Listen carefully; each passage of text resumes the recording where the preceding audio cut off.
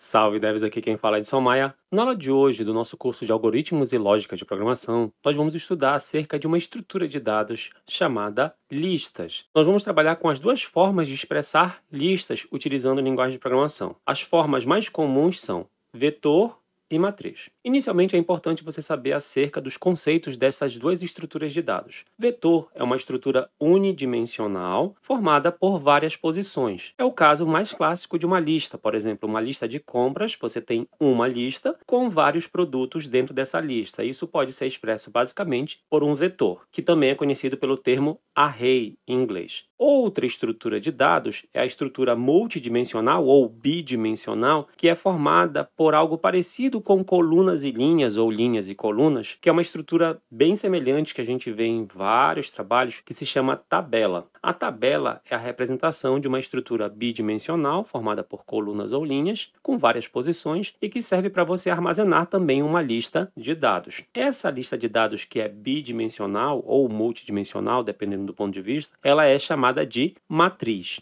Nós vamos trabalhar com essas estruturas de dados ao longo dessa aula. Essa aula é um pouco mais densa porque, além da gente trabalhar com as estruturas de dados, nós vamos aprender um pouco mais acerca de funções, que são recursos específicos das linguagens de programação. Vamos lá. Para que a gente possa criar uma lista, ou seja, um vetor ou array, utilizando o Python, vamos supor que você precisa armazenar o nome de produtos de uma lista de compras. O ideal é que você crie uma variável chamada lista de compras e atribua os valores para ela. Como a gente vai trabalhar com listas, a gente tem que abrir e fechar colchetes. Entre os colchetes, você tem que informar o que você quer armazenar nessa lista. Se a gente deixasse assim, a gente estaria criando uma lista vazia. Mas a gente pode, além de criar uma lista vazia, criar uma lista já com valores iniciais. No nosso caso, como é uma lista de compras, a gente pode colocar o nome dos produtos. A gente vai informar através de textos, a gente pode informar entre apóstrofe, que é aspa simples, ou entre aspas, que seria aquelas duplas, tradicionalmente. Vou lá colocar uma lista bem simples aqui de produtos para a gente fazer uma compra. Arroz, para eu poder adicionar o novo produto,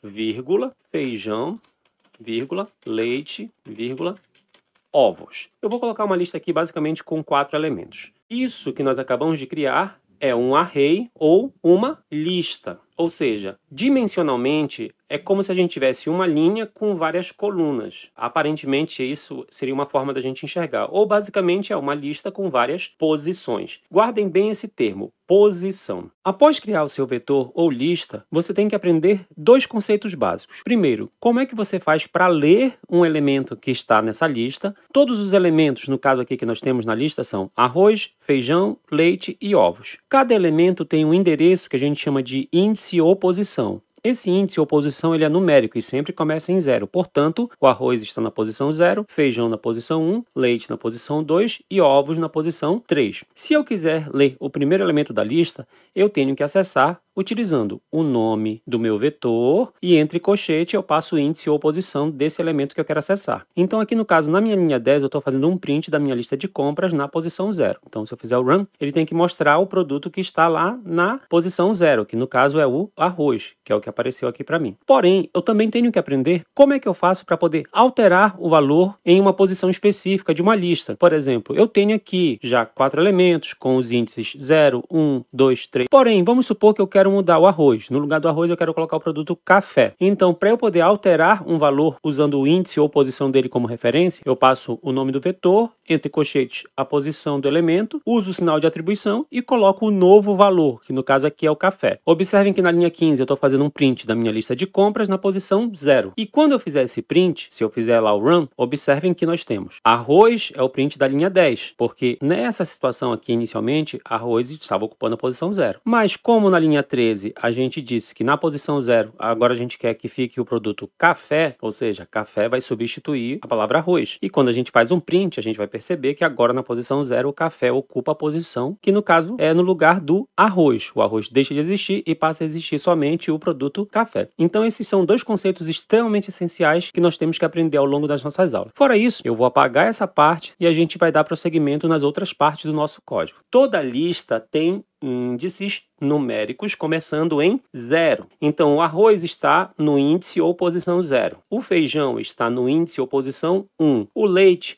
está no índice ou posição 2 e ovos está no índice ou posição 3. Observem que eu coloquei aqui basicamente um print da lista de compras na posição 0. Se eu utilizar aqui o comando run, vai aparecer o resultado aqui embaixo. Apareceu aqui para mim arroz. E se eu colocar lá número 1, que é o índice ou posição 1, se eu clicar em run, aparece o feijão. Beleza? Vou colocar agora o número 2. Run, apareceu o leite, está funcionando. Vou clicar agora lá e digitar o número 3. Run, ovos. Vou lá e vou colocar o número 4. Cliquei em Run, vai aparecer aqui um erro, olha. Index Error. List Index Out of Range, ou seja, o nosso índice da lista está fora do range, ou seja, fora do limite, ou seja, da escala dele. Se você observar, eu só rolei a página um pouquinho mais para cima, e ele diz aqui que teve um erro no seu arquivo, na linha 9 e tudo mais, e ele deu exatamente o nome do erro. List Index Out of Range. Ou seja, a gente está colocando um índice que não existe. É importante eu relatar para vocês acerca de 2 índices que são coringas. Você sempre tem que conhecer. O índice 0 é sempre o primeiro item da lista, que é um array ou vetor. Se eu clicar em Run, sempre ele vai me informar o primeiro conteúdo da lista. E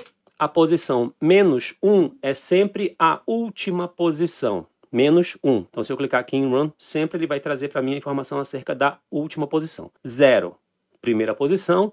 -1, sempre a última posição. Beleza, agora que a gente já viu como acessar as informações de uma lista, a gente precisa aprender como fazer para trabalhar com outras coisas acerca dessa lista. Porque, olha, a gente criou uma lista, atribuímos valores inicialmente para ela e escrevemos em tela o conteúdo dessa lista. Mas é só isso que a gente faz? Não. Quando você tem uma lista, pense assim, você tem itens, que inicialmente pode ser uma lista com um item apenas, inclusive, ou até mesmo não ter nada dentro dessa lista ainda por enquanto, ela pode ser uma lista vazia inicialmente, mas ela pode ter nenhum, um ou muitos itens. Além disso, a gente pode adicionar mais itens. Vamos supor, eu quero adicionar um novo item na minha lista. Ah, então tenho que vir bem aqui, colocar vírgula, o outro item. Essa é uma possibilidade, mas não é assim que a gente vai fazer. Nós vamos aprender computacionalmente como é que a gente faz isso. Toda linguagem de programação possui funções. Funções, também chamadas de métodos, funções ou métodos, são conjuntos de ações que são executadas quando você evoca o nome dessa função, ou seja, quando você chama ela. Você chama a função, ela vai ser executada e ela vai trazer para você uma resposta, um retorno, que é justamente o que aquela função faz. Toda linguagem de programação geralmente possui funções que são úteis para você adicionar, acessar e remover elementos de uma lista. No nosso caso aqui, o nosso foco e atenção vai ser acerca das funções usadas para poder adicionar elementos na lista e remover elementos da lista. Em princípio, vão ser estes os nossos focos. Como é que a gente faz? Se eu quiser adicionar um elemento para uma lista, eu tenho que utilizar o nome da minha lista, ponto, e digitar o nome da função que eu vou trabalhar. No caso, é a função append. E entre parênteses, eu passo os argumentos da função. Essa função append, ela é um método ou função do nosso array, ou lista. Nós temos uma lista, esse ponto append significa que eu estou chamando um método ou função desse meu elemento, que no caso aqui é uma lista. Esse append serve para eu poder adicionar um elemento. Eu vou colocar aqui, entre aspas, o nome do elemento. Vamos supor que eu quero colocar aqui farinha. Então percebam que eu estou fazendo o seguinte, lista de compras, ponto append, farinha. Eu estou fazendo um append, adicionando o elemento farinha. Adicionando onde? No final da lista. Então eu vou colocar aqui um comentário para adicionar elemento no final da lista. Só para vocês saberem o que a gente está fazendo. A função append adiciona um elemento no final da lista. Professor, a gente só pode adicionar texto? Não, pessoal. Uma lista, ela basicamente é como se fosse uma variável que tem várias posições. Você pode armazenar qualquer conteúdo daqueles tipos primitivos. Você pode armazenar texto, número inteiro, número fracionado, valor lógico. Você pode digitar todos esses conteúdos que vai aceitar. Se fosse para você armazenar um número, você poderia armazenar sem problema. No nosso caso, é uma lista de textos, preferencialmente porque é uma lista de compras. Então, a gente vai ter que armazenar o nome dos produtos que a gente quer comprar. Beleza, adicionei. Como é que eu sei que está funcionando? Percebam que a gente já tem um comando aqui do print lista de compras -1, que é para eu listar o último elemento da minha lista. Eu sei que a posição -1 é o último elemento, a gente aprendeu isso nessa aula. Vou clicar aqui no botão Run, observem que apareceu o nome farinha aqui embaixo. E se você tiver na dúvida, vamos por partes. Os índices são arroz 0, feijão 1, leite 2, ovos 3 e farinha 4. Então, se eu colocar aqui posição 4 agora e clicar no botão Run, observem que novamente apareceu farinha. Então, quer dizer que está funcionando perfeitamente. Mas se eu colocar aqui 5 e fizer um Run, eu vou ter um erro de Out of Range, ou seja, eu estou tentando acessar uma posição que está fora do limite da minha lista. Beleza, a gente já viu como é que a gente faz para adicionar elementos no final de uma lista. Professor, para a gente poder trabalhar colocando elementos no Python, que é a linguagem que a gente está trabalhando, preferencialmente a gente só pode adicionar na última posição, a função ou método append adiciona na última posição, sempre. Professor, mas eu quero colocar um elemento na primeira posição, ou na segunda, ou na terceira. Como é que eu faço? O Python, como ele é muito maneiro, ele permite que a gente use uma função para isso. Então, eu vou colocar aqui um comentário, adicionar elemento em posição específica. Percebam que eu vou fazer isso. Eu só vou subir aqui um pouquinho o código para poder melhorar a legibilidade. Se você quiser adicionar um elemento em uma posição específica da lista, você chama a sua lista de compras e usa a função, então, ponto, e o nome da função, insert. A função insert serve para você inserir um elemento em uma posição específica da lista. Então, primeiramente, aqui dentro dos parênteses, você coloca a posição. Então, se é a primeira posição, você coloca 0. Esse primeiro valor que eu coloquei é a posição. Em que posição eu quero colocar a informação? Vírgula. Agora eu vou colocar o valor ou conteúdo que eu quero atribuir. Então, eu vou colocar aqui entre aspas simples, poderia ser entre aspas duplo. Eu vou colocar aqui um outro produto. Vamos supor que eu quero colocar aqui a palavra suco, o produto suco. Percebam que eu estou inserindo na posição 0 o elemento suco. Beleza? Aproveito que eu estou aqui perto do print e vou tirar esse print 5 e vou colocar print 0. Que é lista de compras na posição 0, beleza? Vou clicar aqui no botão Run. Observem que ao rodar, apareceu lá embaixo o nome do produto, suco. Professor, então quem é que está na posição 0? Suco. Porque a partir deste ponto a gente adicionou suco na primeira posição. E o arroz, professor, está na posição 1. Então, se eu fizer um print da posição 1, um print aqui do lista compras na posição 1,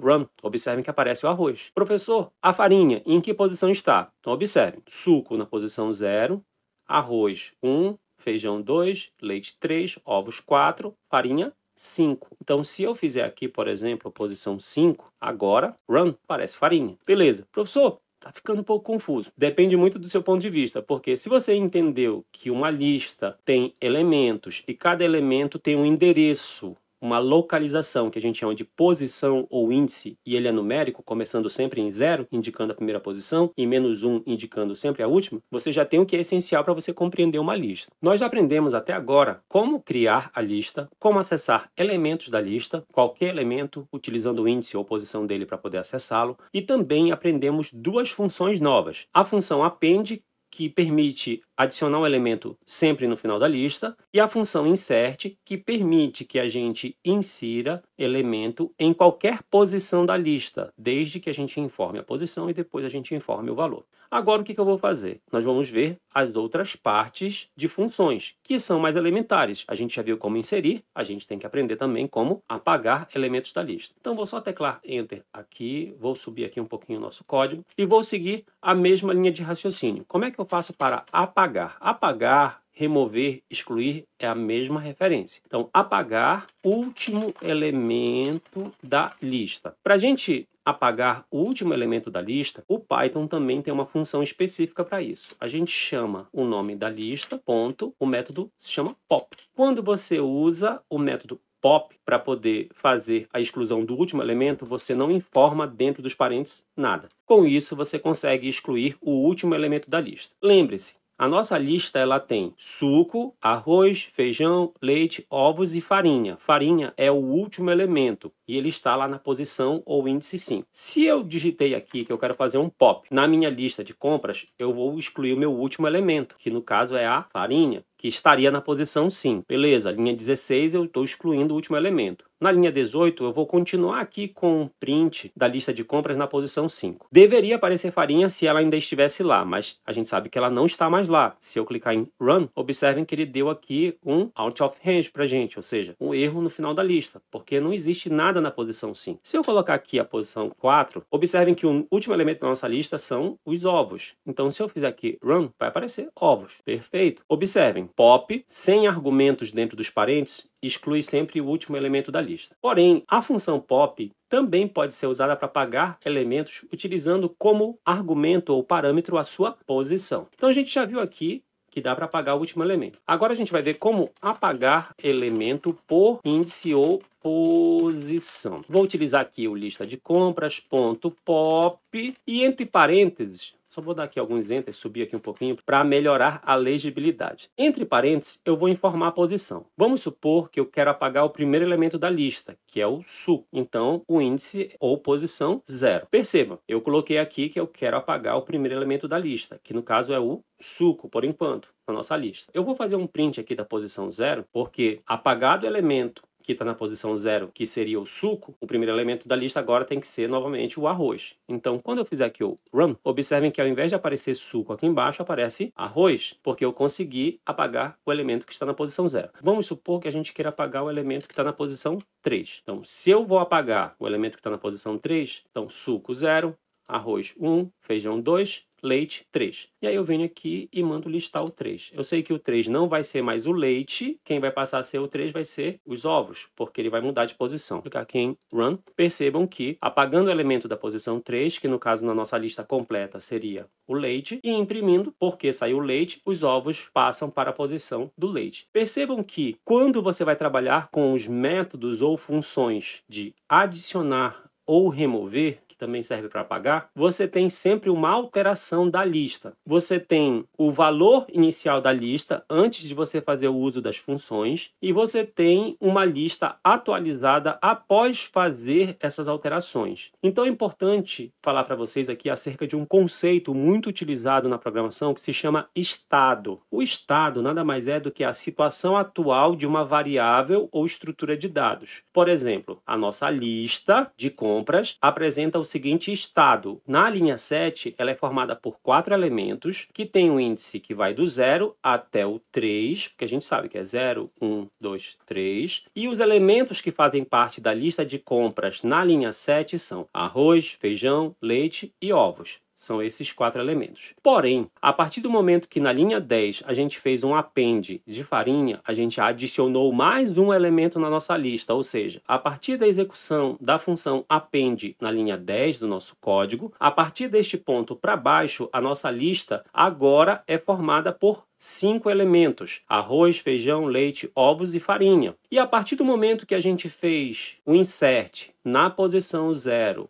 do elemento suco na nossa lista de compras, o estado da nossa lista mudou novamente. Na linha 13, a nossa lista tem suco, arroz, feijão, leite, ovos e farinha, ou seja, nós temos todos esses elementos. E assim a gente segue com a mesma linha de raciocínio. A partir do momento que na linha 16 eu fiz um pop da minha lista, o último elemento da lista era a farinha. Ele deixa de fazer parte da minha lista de compras. A partir do momento que eu faço um pop de um elemento que está numa posição específica, aqui no caso a posição 3, lembre-se que o último estado válido da nossa lista é esse aqui, do pop. A nossa lista tem suco, arroz, feijão, leite, ovos, mas não tem mais a farinha, porque o pop tirou a farinha da lista. Então, se eu faço um pop da posição 3, eu tenho suco na posição 0, arroz na posição 1, feijão na posição 2 e leite na posição 3. Eu vou apagar o leite. E o elemento seguinte vai ficar no lugar dele. A posição não fica vazia. Ela sempre vai sendo preenchida pelo próximo elemento que está na lista. Beleza. Se eu tiro o leite passa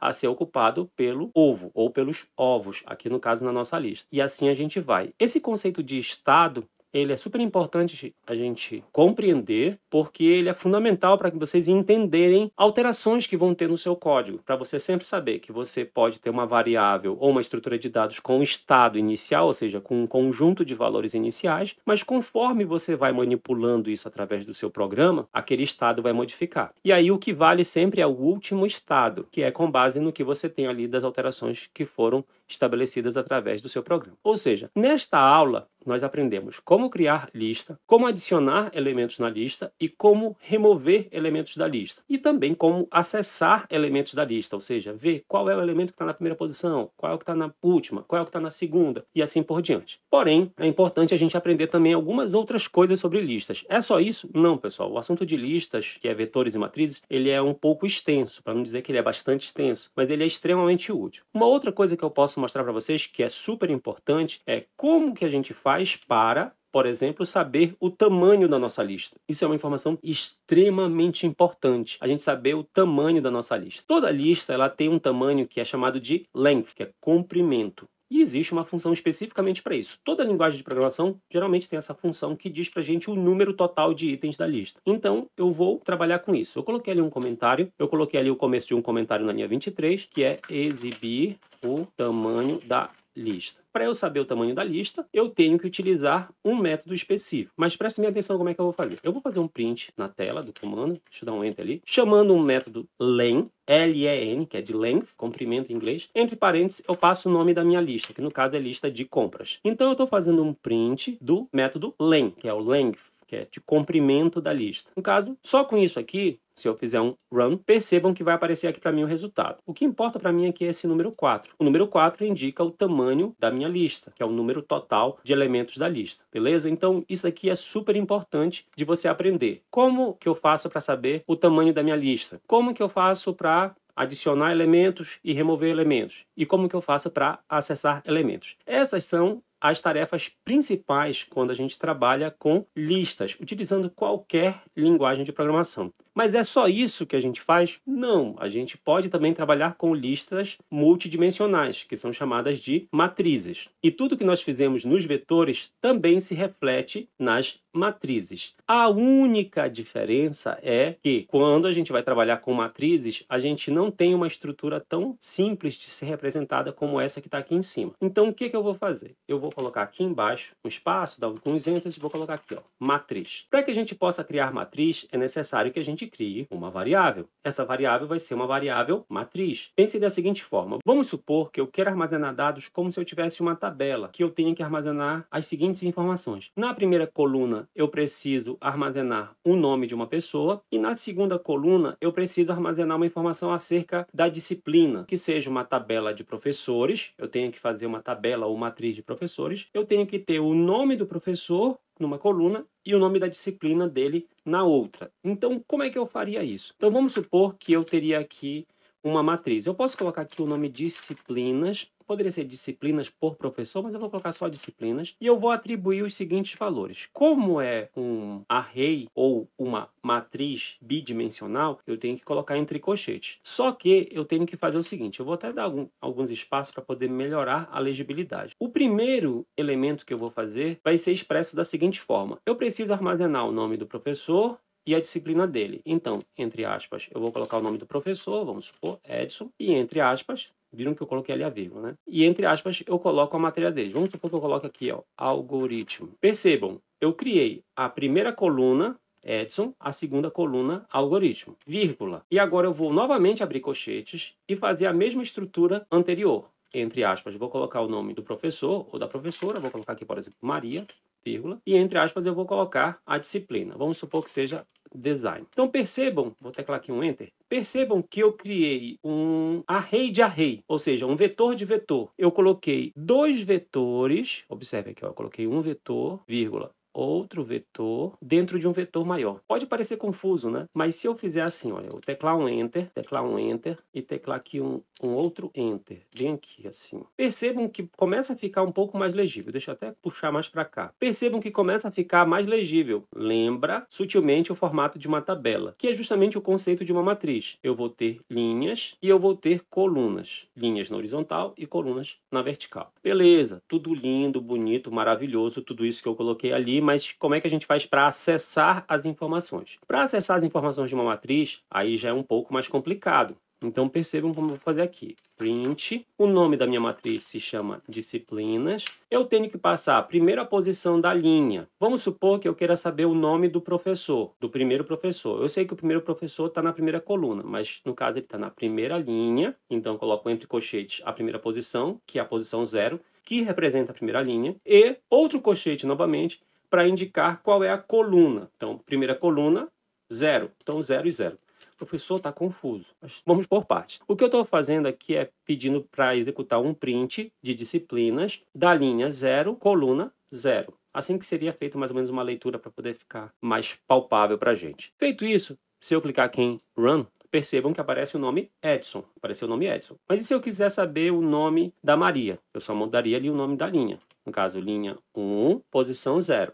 Se eu fizer o Run, aparece o nome Maria. Professor, mas e se eu quiser saber o nome da matéria do primeiro professor? Então, 0 e aqui no caso coluna 1. Linha 0, que é a primeira, e coluna 1 é a segunda posição aqui. Run, algoritmo. E se eu quiser saber o nome design? Linha 1, coluna 1, que é exatamente essa daqui. Fez aqui o Run, percebam que apareceu o nome design. A parte de matrizes ela é um pouquinho mais complexa. Por quê? Porque uma matriz é um array de array, ou um vetor de vetores. Você faz uma lista de vetores. A quantidade de colunas e linhas que vão ter na sua matriz vai depender do seu problema computacional a ser resolvido. Eu fiz aqui uma tabela bem simples, que representa o nome de alguém e a sua matéria, ou disciplina, ou componente. E para poder ficar mais específico, a gente poderia inclusive fazer assim, colocar aqui, ó, nome, e aqui a gente poderia colocar disciplina ou componente, para poder ficar bem mais específico, não é? A gente poderia fazer isso aqui sem problema. Se eu adicionar, não posso esquecer aqui a vírgula, então eu tenho aqui agora a linha 0, a linha